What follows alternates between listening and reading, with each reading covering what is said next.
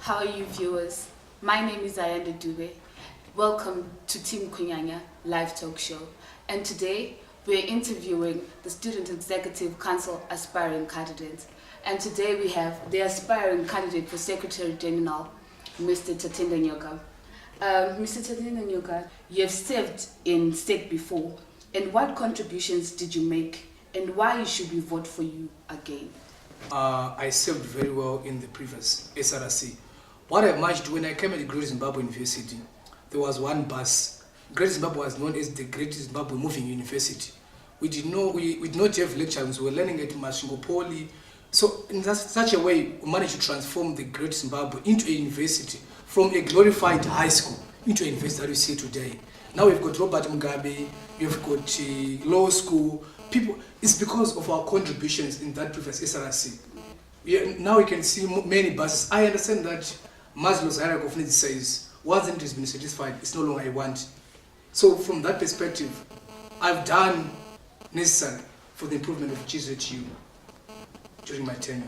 Okay, now that's interesting. And we have another question that says, we understand that you were once a Z.C.O.S.U member, which was known for oppressing students. And what made you to leave Z.C.O.S.U and actually join Team Kunyanya? Okay. I think you understand that there's a Shona term that Zimbabwe is shunuru musumwe chete. Okay. Kana Zimbabwe ndasinga shunuru musumwe chete. Ndakazosvika panguva yekuti ndakasvinura.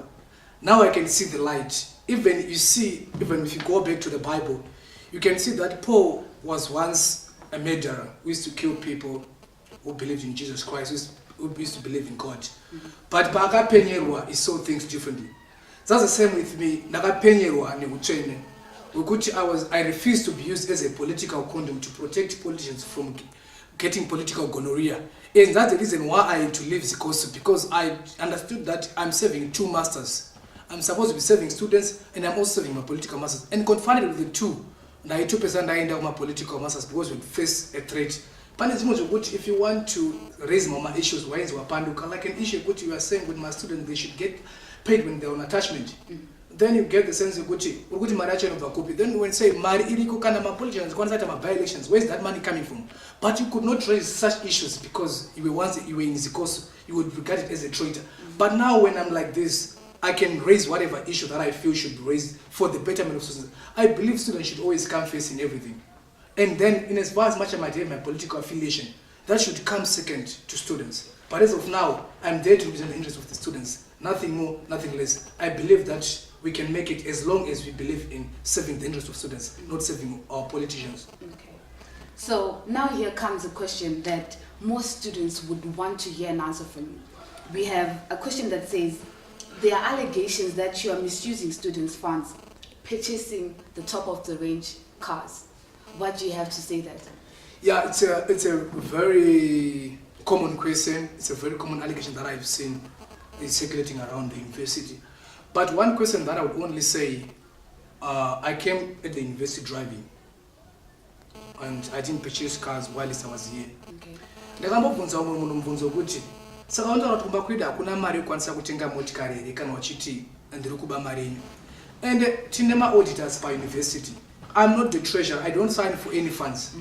And ndakangori ndataura kuti if there is anyone who feels good I'm stealing any funds from anybody, they should either invite Zimbabwe Anti-Corruption Commission to just come and investigate the use of funds in Great Zimbabwe University.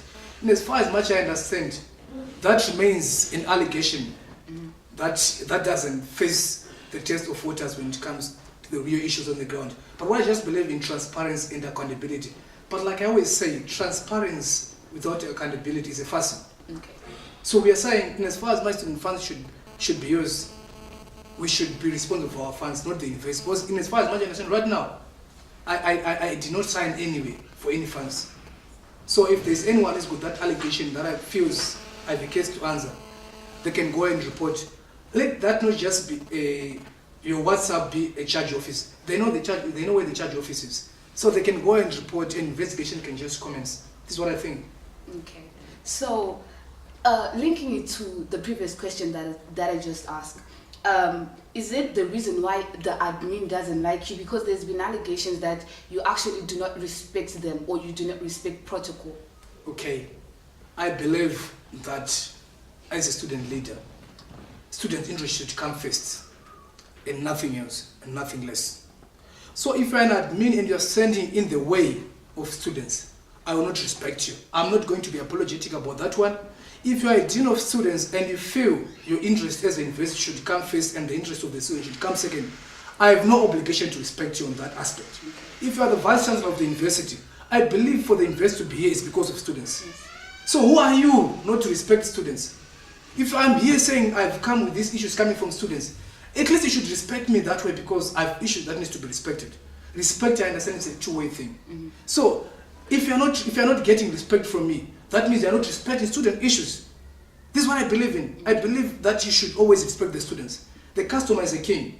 And here at the university, the customer is the students. And the students have signed a contract between the university and the students that the university should perform this, should do this. And the failure to do that is, you're violating the contract. And I've got no right to respect somebody who's violated our rights as students. So this is what I can say about somebody who doesn't believe in serving the interests of the students. And faced with the two, admin and the university and the students, I would rather stand with the students because they are the ones who put me here. I think you have asked me a rightful question because it says you don't respect the admin, not the students. As long as I respect the students, I'm happy. And I think God will bless me for that. No, that's very interesting. So another question was actually posed that we have heard that you won the previous election, which were later nullified because of the issue that you rigged the elections. How far true is this? You know why? In Africa, it has become a common norm that whenever one wins an election, the person is rigged. I think it's a mentality that we need to change. Voter rejection doesn't amount to rigging in any way. And if you don't campaign in any way and you expect to win, you are lying. If you go around decampaigning Nyoka and you are not marketing yourself, don't expect to win. Decampaigning is not a good form of campaigning. Because when people get into the ballot, they know Nyoka, they don't know you. So when Nyoka wins, don't expect to think with Nyoka Ariga. When you were not campaigning the time, you were busy dissing Nyoka. I always understand, I always have a problem with guys who go around wachichera umamkomana tifunga tanduwane baby. Kana uri mkomana uchida baby, anditi, nyenga mskana neja uri kuti ndokuda because of this and this. So as a person, as a candidate who wants to be an executive, you should also say, I want to do this, I want to do this. And never be surprised when I win the elections. Because I will tell people what I stand for. If I stand for this, I tell them this. But you, because you don't have anything to stand for, you're always dissing Nyoka, you're always talking about Nyoka. And you don't blame people when they vote for Nyoka because they all know about Nyoka, but they don't know about you. So going to a ballot box, you're non-ended, and you say, I rigged. I'm sorry for those people. They should keep on campaigning. Maybe one day, God will bless them and make sure they win. This is what I feel. Okay, so a very heated and very controversial question has actually been brought up. The question says, what is your relationship with Comrade Robert Gabriel Mugabe? My relationship with Comrade S.R.C Mugabe is just simple. My sister Ayanda. You know what? Comrade S.R.C Mugabe is a respected nationalist. He's my chancellor and the president of Zimbabwe. This is the only relationship that I have with Comrade S.R.C Mugabe as a citizen of Zimbabwe. That is my president. And the second one is that he's my chancellor as a student of Christian Zimbabwe University. Nothing more, nothing less. Okay. So, we've actually, last semester, we saw a heated argument or heated issues that were raised up from BET students. And one is that, what is your take on BET students in relation to TP allowances, and what steps have you taken to address this issue? Ayanda. One thing that you need to understand when it comes to Great Zimbabwe University, my BED students are the people who are not pasi panopa Great Zimbabwe University. Why? I can give you an example. You could ukaonekwa usina kupfeka mushi unotsata semunhu weku BED. Ukavhuna chirungu chinozotsata semunhu weku BED. That means kuti vanhu vanotarisirwa pasi, but I saw it differently because BED ndokunogumwa my teachers, my real teachers. And I believe they've got a stand in the society. And I believe they've got a space in my heart. So what have I done?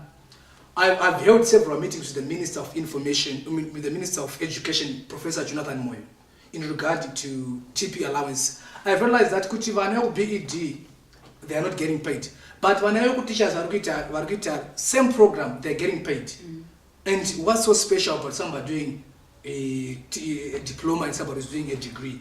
So I asked the minister. The minister was like, you know, BEd students, they're not being trained to be teachers, is unlike those from teachers college. Then I told him, you know what? These are trained to be teachers because they're being employed by the Civil Service Commission is what teachers after their education. So in that way, it answered the question that they should also get payment when they're on TP. So it's on paper right now, they're being paid, but practically on the ground, they're not being paid. Which is an issue that we need to unite the students together and to fight this injustice. If the minister says kuti mari hakuna, I think one thing that I only have to do with this issue, I believe if we unite these students, BEd students, and approach the president and chancellor, kuti was what the president, minister kuti hakuna mari, asintri kuona minister vari kuwana mari yekuti vaite zvimwe zvinhu. Anditi tiri kuona kuri kuita by elections kuri kuita zvakawanda wanda zvepolitics. But why is it not kuti Mario is channeled towards students? I believe is our chancellor, is a responsible man. You answer to us. This is what I believe in. But it needs an effort from all angles. It doesn't only do Nyoka. And the reason why it keep on failing is because I haven't heard somebody from BED who could understand my doctrine in representing them. But I believe this time around I've got somebody who's called Comrade Tomorrow, who's standing for the president. And I believe if we push together, and my BED students, we can go far. I believe a one step towards the rightful direction is a good step than not making a step at all. So I believe for now we've made one step towards the rightful direction, but what we only need is unity among students, whether they are from ZANU-PF, whether they are from MDC, whether they are from ZIM-PF. Vari kusangana maproblems mamwe chete. Anditi kana vasina fees varongonzi ma students hana fees. Akusimbonzi mwana weZANU-PF hana fees. So I believe Chanduda Ngotora Ayanda today, before I go to Nechekuti, the ball is in our hands as students to be united for one goal. Our problems are this in African politics is that munoda kuvotera vanhu vasina experience in leadership. But kana waenda kuchipatara unoda kurapwa nemunhu akaita medicine for 7 years. Or kana ukaita mhosva ukuda lawyer that is experienced in that area. As when it comes to the issues that govern your life, murikuisa vanhu vasina experience. So I believe in kuti ndine experience. If you can allow your life to be controlled by somebody akaenda kuchikoro akaita medicine kuti akurape, I believe me as a secretary, I've got experience. That same experience you should not risk putting it to somebody who doesn't have experience in handling student issues. This is what I believe. The moment we go on to give somebody that kind of a post who doesn't have experience, we don't want to test waters. Tinonyura kana karika one. Iyo haumbobvumi kundorapa nemunhu asina medicine. The same. Kana usina munhu asina degree medicine, how can ayanda nombokuvunza umbunzo ungatendera kundorapa here mara kuti ndiri doctor but didn't pass through medical school. No. So that's the same with me. Would you allow to be saved by somebody who doesn't have experience in governing student issues? So I think you are the electorate, you are the best friend. It's time for you to decide whatever you want. If you're saying Nyoka is good for this post, I think you would have done yourself a blessing. Thank you so much for that question, Ayanda. Thank you so much. So that was Comrade Tatenda Nyoka, the aspiring candidate for Secretary General. Thank you for watching. Thank you so much, Ayanda, for inviting me to the show. May God bless you.